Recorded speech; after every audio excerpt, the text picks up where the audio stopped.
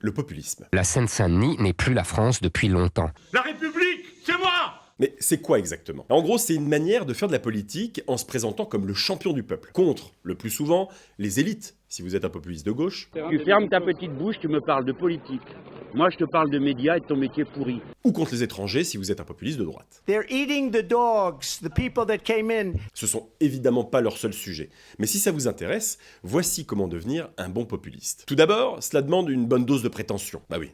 Il faut quand même parler au nom du peuple. Mais qui est vraiment ce peuple? Est-ce qu'on parle de tout le monde ou juste de ceux qui sont d'accord avec nous? Le populisme joue avec cette ambiguïté pour séduire et rassembler ou diviser. Ensuite, il y a 3 étapes. Identifier un problème réel qui rassemble, qui inquiète, souvent légitimement, qui touche émotionnellement, et se placer comme son porte-parole. Il y a énormément d'insécurité en France. Moi déjà, je vais répondre à cette question.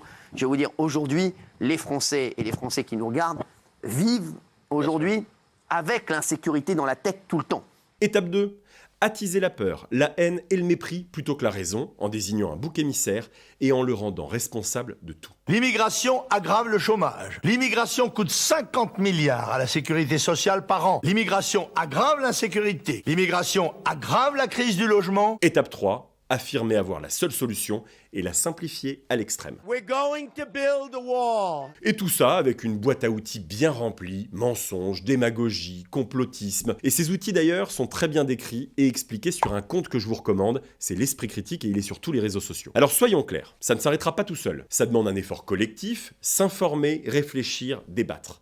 Et afin de vous aider à développer des automatismes pour ne pas tomber dans les pièges du populisme, nous vous montrerons désormais des exemples de ceux qui les utilisent. Et évidemment, on invitera toujours des personnes inspirantes qui prendront le temps de nous expliquer pourquoi ces sujets sont complexes et pourquoi les solutions ne sont jamais simples.